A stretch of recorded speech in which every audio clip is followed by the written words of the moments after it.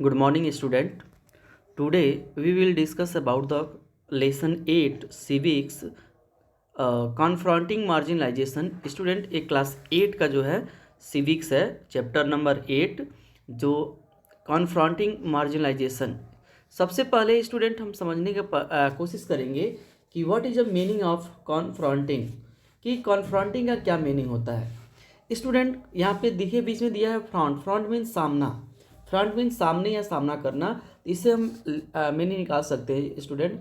कॉन्फ्रंटिंग mean सामना करना, या कॉन्फ्रंटिंग मीन बेटा बहुत सारा मीनिंग होता है। यहाँ पे निपटना होता है, यहाँ पे भिड़ना होता है, यहाँ पे कंट्रोल करना होता है, प्रिवेंटिंग करना होता है। मतलब लास्ट चैप्टर्स में जो हम लोग लास्ट चैप्टर्स में 7 में पढ़े थे मार्जिनलाइजेशन। तो मार्जिनलाइजेशन क्या होता है इसके बारे में हम लोग लास्ट चैप्टर्स में पढ़े थे ना। जो डिस्क्रिमिनेशन होता है, जो एक दूसरे के साथ लोग भेदभाव करते हैं, डिस्क्रिमिनेशन करते हैं, डिफरेंस करते हैं। तो अभी इस चैप्टर्स में स्टूडेंट हमें उसका क्या करना है, कॉन्फ्रंटिंग करना है, सामना करना है, और उसको फेस करने के बाद हम उसको कम करने का कोशिश करेंगे। किसको, मार्जिनलाइजेशन को हम लोग कम करने का कोशिश करेंगे। जैसे लास्ट चैप्टर में हम लोग डिस्कस किया था कि जो मार्जिनलाइजेशन या डिस्क्रिमिनेशन जो था SC ST के साथ, ट्राइबल्स के साथ और माइनॉरिटीज़ के साथ या अनडेवलप्ड पीपल के साथ जो मार्जिनलाइजेशन या डिस्क्रिमिनेशन किए जाते थे, हम उसको क्या करेंगे, कॉन्फ्रंट करेंगे, उसका सामना करेंगे और उसको प्रिवेंट करने का कोशिश करेंगे। चलिए अब हम उम्मीद करते हैं कि आपको समझ में आ गया होगा चैप्टर का नाम।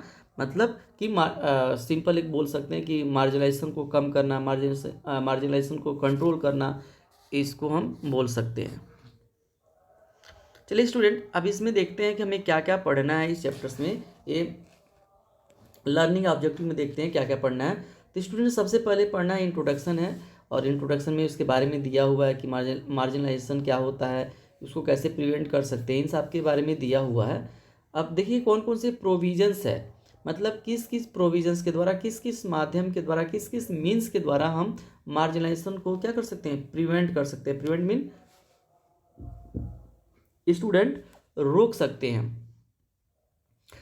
फर्स्ट है right to equality, right against exploitation, right to freedom of religion, cultural and educational rights. Student ये हमारा कुछ यहाँ पे कुछ फंडामेंटल राइट्स दिया हुआ है जो हमारे कॉन्स्टिट्यूशन के पार्ट 3 में और आर्टिकल 14 से लेकर 35 तक दिया हुआ है। तो उसमें से कुछ दिया हुआ है राइट टू इक्वलिटी, उसके द्वारा हम मार्जिनेशन को कम कर सकते हैं। राइट अगेंस्ट एक्सप्लॉयटेशन, कोई हमारा अगर शोषण करता है, कोई हमारा मिसयूज करता है, तो हमें एक राइट्स मिला हुआ है right to exploitation, against exploitation, उसके माध्यम से हम क्या कर सकते हैं, इसको कम कर सकते हैं। Right to freedom of religion, हमें रिलीजन को एक्सेप्ट करने का या उसको चेंज करने का हमारे पास राइट है।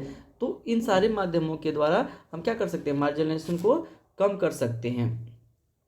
Steps taken to promote social justice, और कौन कौन से स्टेप्स बेटा लिया जा सकता है जिससे हमारा सोशल जस्टिस जो है या हमारे समाज में जो है इक्वलिटी बने रहे और किसी भी तरह का कोई डिस्क्रिमिनेशन ना हो। हम उस स्टेप्स के बारे में भी यहाँ पे डिस्कशन करेंगे। नेक्स्ट है पॉइंट द कॉन्स्टिट्यूशनल हाईलाइट्स, हमारे कॉन्स्टिट्यूशन या हमारे संविधान में कौन कौन से मेन पॉइंट्स है, कौन कौन से पॉइंट्स जो है बहुत ही ज़्यादा हाईलाइट्स है, उसके बारे में भी हम लोग यहाँ पे देखने का कोशिश करेंगे। आप सभी लोग जानते हैं कि 1947 को स्टूडेंट हमारा कंट्री जो आज़ाद हुआ था 15 अगस्त 1947 को, और 26 जनवरी 1950 को हमारा जो कॉन्स्टिट्यूशन था वो लागू हुआ था। उसमें बहुत सारा प्रोविजंस दिया हुआ है। तो इन सब के बारे में देखेंगे कौन कौन से हाईलाइट है। सबसे पहले दिया हुआ है प्रोटेक्टिव मेजर्स, और उसके बाद दिया है सपोर्टिव मेजर्स, उसके बाद दिया है डेवलपमेंटल मेजर्स। मतलब ये स्टूडेंट सिंपल है कि कॉन्स्टिट्यूशन में जो है ना मार्जिनाइजेशन को कम करने के लिए हमारे पास सबसे पहले प्रोटेक्टिव मेजर्स दिया हुआ है, कुछ कानून बनाए गए हैं, कुछ सपोर्टिव मेजर्स है, कुछ हम लोग उनका हेल्प करके, कुछ उनको हम प्रोटेक्ट करके भी हम क्या कर सकते हैं, उनका डिस्क्रिमिनेशन कम कर सकते हैं, या कुछ उनका डेवलपमेंट करके। मतलब डेवलपमेंटल मेजर मतलब उनका और कुछ डेवलपमेंट किया जाए और डेवलपमेंट में उनको भी ऐड किया जाए। तो इन सभी माध्यमों से हम क्या कर सकते हैं, मार्जिनलाइजेशन या डिस्क्रिमिनेशन को कम कर सकते हैं। एक कुछ दिया हुआ है पॉइंट्स।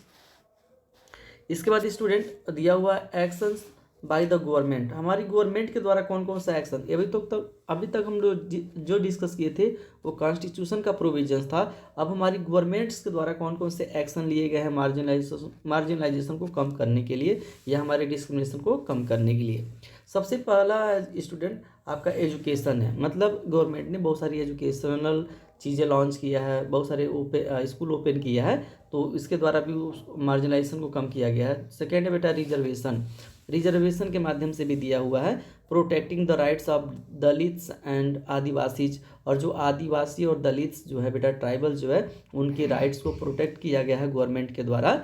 और the schedule caste and schedule tribe prevention of atrocity act जो है 1989 जो है, इसके द्वारा हमारी गवर्नमेंट ने ये कानून बनाया है, और हमारे जो एससी भाई और एसटी भाई जो हैं उनको क्या किया गया है, उनको प्रोटेक्ट किया गया है हमारी गवर्नमेंट के द्वारा।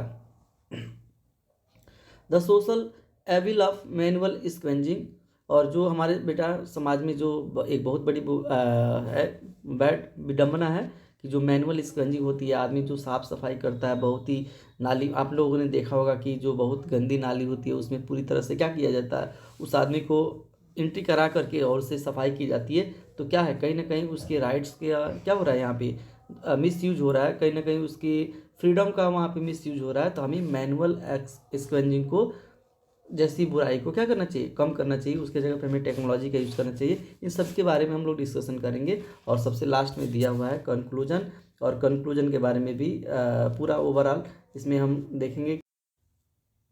तो स्टूडेंट अगर हम ओवरऑल बात करें तो इसमें हमें जो पढ़ना है टॉपिक्स, वो मेन टॉपिक्स यही है कि मार्जिनलाइजेशन क्या होता है, मार्जिनलाइजेशन को कैसे कम किया जा सकता है, और मार्जिनलाइजेशन को कम करने वाले कौन कौन से मेजर्स अडॉप्ट किए गए हैं। चलिए हम लोग वन बाय वन टॉपिक को सॉल्व करते हैं। सबसे फर्स्ट टॉपिक है स्टूडेंट आपका इंट्रोडक्शन। यहाँ पे इंट्रोडक्शन दिया है, स्टार्टिंग किया चैप्टर्स का, देखते हैं कि स्टूडेंट कह रहे कि in the previous chapter we learn about what is marginalization and how it affects societies and groups of people in the country. Student कह रहे हैं कि हम लोगों ने लास्ट चैप्टर में मार्जिनलाइजेशन के बारे में पढ़ा था कि कैसे ये हमारे सोसाइटी को क्या करती है, अफेक्ट करती है, और हमारे लोगों के ऊपर इसका कैसे, या हमारे कंट्री के लोगों के ऊपर इसका क्या प्रभाव पड़ता है। इन सब के बारे में हम लोगों ने लास्ट चैप्टर में क्या किया था, डिस्कशन किया था।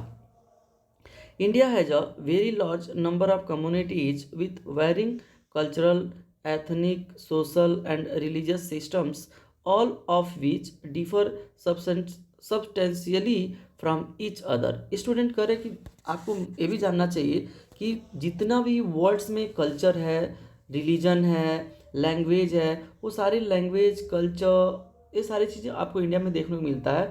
मतलब कह सकते हैं कि इंडिया में बहुत ही ज़्यादा वैरायटी है, चाहे वो लैंग्वेज को लेकर हो, चाहे वो रिलीजन को लेकर हो, चाहे वो किसी भी तरह का जो कास्ट को लेकर के हो, बहुत सारे वैरायटीज़ देखने को मिलता है। वही चीज़ यहाँ पे समझाने का प्रयोग किया जा रहा है कि India is a very large number of communities, मतलब भारत में बहुत बड़ी मात्रा में कम्युनिटीज़ मतलब समुदाय है, जैसे हिंदू, मुस्लिम, सिख, ईसाई, बौद्ध, जैन, इस तरह के समुदाय भारत में बहुत ही ज़्यादा है। विथ वेरिंग कल्चर, मतलब जिसका जो कल्चर है बहुत ही ज़्यादा वेरी करता है, बहुत ही ज़्यादा डिफरेंस है, चाहे वो एथनिक हो, चाहे वो सोशल हो, चाहे वो रिलीजियस सिस्टम्स हो, या ऑल ऑफ विच मतलब जो भी हो, सब्सटेंशियली मतलब मूल रूप से ये सब एक दूसरे से क्या है, बहुत ही ज़्यादा डिफरेंसेज है। और फिर मैं यहाँ पे एक इम्पोर्टेंट चीज़ बता दूँ बेटा कि सब डाइवर्सिटी का लैंड ऑफ डाइवर्सिटी इंडिया को बोला जाता है। क्या बोला जाता है? Land of diversity. Land of diversity इसीलिए बोला जाता है स्टूडेंट क्योंकि यहाँ पे बहुत ही ज़्यादा आपको डिफरेंसेज या बहुत ही ज़्यादा आपको डाइवर्सिटी देखने को मिलती है। तो इंडिया में चाहे वो कास्ट के लेवल से हो, चाहे वो कल्चर के लेवल से हो, चाहे वो एथनिक दृष्टि से हो, या किसी भी दृष्टिकोण से देखा जाए स्टूडेंट, बहुत ही ज़्यादा वेरिएशन है, बहुत ही ज़्यादा यहाँ पे डिफरेंसेज है। The society from historic times has been coexistence of these communities and group interspersed with examples of both harmony and conflict। Student कह रहा है कि जो हमारा सोसाइटी है ना, वो हिस्टोरिक टाइप से मतलब बहुत ही हिस्ट्रिक मतलब क्या होता है, बहुत ही मतलब ऐतिहासिक समय से, बहुत ही स्टार्टिंग समय से ही देखा जाए तो जो हमारी सोसाइटी है वो बहुत ही को एग्जिस्टेंस है, मतलब बहुत ही मिलजुल करके रहती है। इंडिया में जैसे देखा जाए यहाँ पे बहुत सारा रिलीजन है, कास्ट है, फिर भी ये सारी जो कम्युनिटीज़ है, सारे रिलीजन है, आपस में मिलजुल कर क्या क्या करते हैं, रहते हैं और एक दूसरे को क्या करते हैं, इंटर स्पर्श करते हैं, मतलब अंतः प्रकीर्ण करते हैं। मतलब कितना हो डिफरेंसेस होने के बाद भी ये एक दूसरे के साथ कहीं ना कहीं को रिलेशंस के साथ, कहीं ना कहीं अच्छे गुड रिलेशंस के साथ क्या करते हैं, रहते हैं। जैसे यहाँ पे एग्जांपल्स भी दिया, विथ एग्जांपल ऑफ बहुत हार्मनी एंड कॉन्फ्लिक्ट। यहाँ पे दोनों तरह टाइप्स की देखा जा सकता है कि यहाँ पे बहुत ही मिलजुल कर भी रहते हैं, कभी कभी उनके बीच में कॉन्फ्लिक्ट भी होता है। What is the meaning of conflict student, मतलब उनके बीच में मतभेद भी हो जाते हैं। इस तरह का देखा जाता है, कहा जाता भी है कि जहाँ पे एग्जाम्पल्स आप लोगों ने घरों में सुना होगा कि जहाँ पे 4 बर्तन होते हैं वहाँ पे थोड़ा बहुत खनकता तो है, दोनों थोड़ा बहुत आवाज़ तो करता ही है। तो लेकिन इन सारे डिफरेंसेस के बाद भी, इन सारे वेरिएशन के बाद भी हमारा जो इंडिया में कहीं ना कहीं देखा जाए तो लोग जो है आपस में मिलजुल करके क्या करते हैं, रहते हैं। There have been cases of tyranny of the majority at local levels or at territorial levels where the domination of the majority has caused serious feelings of unrest, helplessness, and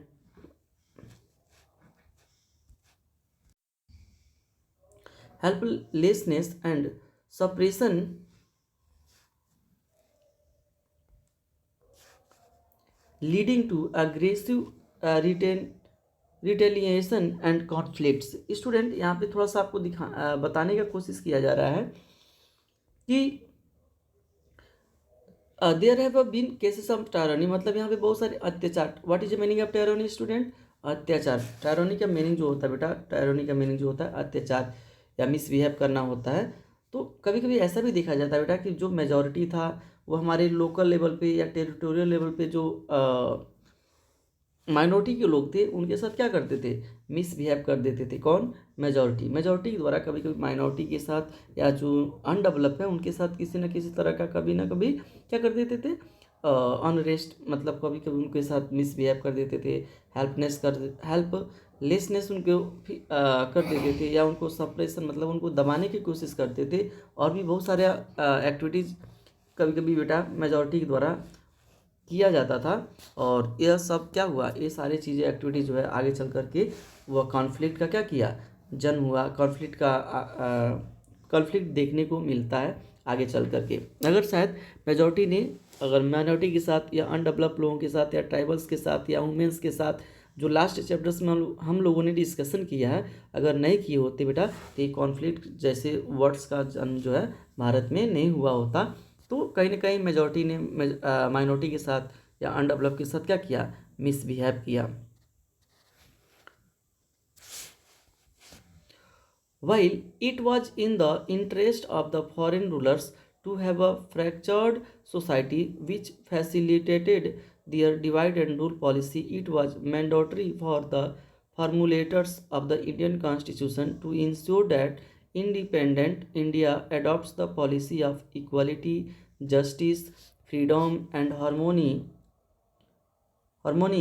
among the various strata of the population। Student कहीं ना कहीं देखा जाए जब हमारा country जो है British की कॉलोनी थी, या ब्रिटिश जब भारत को गुलाम बनाए हुए थे, उस समय भी ब्रिटिश गवर्नमेंट का जो रूल था ना वह डिवाइड एंड रूल था। क्या था, डिवाइड एंड रूल। वह सोसाइटी को बहुत ही ज़्यादा तोड़ने और वहाँ पे राज करने की कोशिश करते थे। मतलब वो भी ये नहीं चाहते थे कि सभी इंडियन सोसाइटी जो है आपस में मिलजुल करके रहे। वह छोटे छोटे पार्ट्स में, अलग अलग कम्युनिटीज़ में, अलग अलग रिलीजन में वह डिवाइड कर देते थे। जैसे आप लोगों ने पढ़ा होगा 1909 का एक्ट, या उसके बाद भी बहुत सारा एक्ट जो ब्रिटिश गवर्नमेंट ने बनाया। तो ऐसा उसमें देखा गया ना कि जो सोसाइटी थी उसको डिवाइड करने का काम किया। और जब डिवाइड करेंगे बेटा तो उनको ये रूल करना बहुत ही क्या हो जाएगा, ईजी हो जाएगा। while it was in the interest of the foreign rulers to have a fractured society, मतलब हमने ऐसा देखा कि स्टूडेंट जो फॉरेन रूलर्स थे, जो विदेशी थे, उन्होंने भी हमारी सोसाइटी को फ्रैक्चर किया। फ्रैक्चर मीन तोड़ने का कार्य किया, उन्होंने कभी जोड़ने का काम नहीं किया। Which facilitated their divide and rule policy, जो किसका एक पार्ट्स था, डिवाइड और रूल का एक पार्ट्स था कि वो सोसाइटी को डिवाइड कर देंगे अलग अलग पार्ट्स में और वहाँ पे इजी तरीके से क्या कर सकते हैं, रूल कर सकते हैं। It was mandatory for the formulators of the Indian Constitution to ensure that independent India adopt the policy of equality, justice, freedom and harmony among the various strata of the population. इसलिए student जो भी हमारे constitution के फार्मूलेटर्स थे, फार्मूलेटर्स mean जो हमारे संविधान को बनाने वाले लोग थे, उनके लिए ये बहुत ही ज़्यादा नीड्स हो गया था, बहुत ही उनके लिए ज़रूरी हो गया था कि जब हमारा कंट्री जो है आज़ाद हुआ और जब संविधान बनाने की बात हुई, कॉन्स्टिट्यूशन बनाने की बात आई, तो उन्होंने संविधान में बहुत सारे प्रोविजंस, बहुत सारी पॉलिसी जैसे इक्वलिटी मीन समानता, जस्टिस न्याय, फ्रीडम स्वतंत्रता और हारमोनी मीन सद्भाव भावना, मतलब भारतीय लोगों के बीच में ये सारी चीज़ें लाने का क्या किया गया, कोशिश किया गया कि सभी लोग इक्वल हो, सभी लोगों को प्रॉपर जस्टिस मिल सके, सभी लोग फ्रीडम को फील कर सके।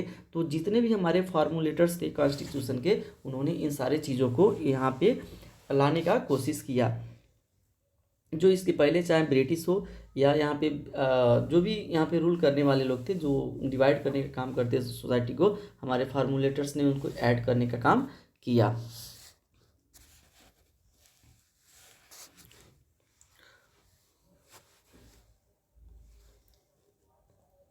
चलिए स्टूडेंट, नेक्स्ट जो वीडियो है ना, उसमें हम लोग प्रोविजंस टू प्रिवेंट मार्जिनलाइजेशन के बारे में डिस्कशन करेंगे और उसमें हम लोग जानने का कोशिश करेंगे कौन कौन से प्रोविजंस है जिसके माध्यम से हम क्या कर सकते हैं, मार्जिनलाइजेशन को रोक सकते हैं। आप भी सिंपल मीनिंग समझिएगा स्टूडेंट, मार्जिनलाइजेशन का डिस्क्रिमिनेशन होता है, भेदभाव करना होता है मार्जिनलाइजेशन का। तो आप हम लोग नेक्स्ट टॉपिक में या नेक्स्ट वीडियो में इसको एक्सप्लेन करने का मैं काम करूँगा। तो फिर आपको एक बार वीडियो देखने के लिए धन्यवाद। आपको अगर वीडियो पसंद आता है तो आप इसको लाइक करेंगे, सब्सक्राइब करेंगे और जो भी आपके दोस्त हैं या जो भी आपका जो कांटेक्ट है उसमें शेयर करने का कोशिश करेंगे। थैंक यू दोस्तों वीडियो देखने के लिए।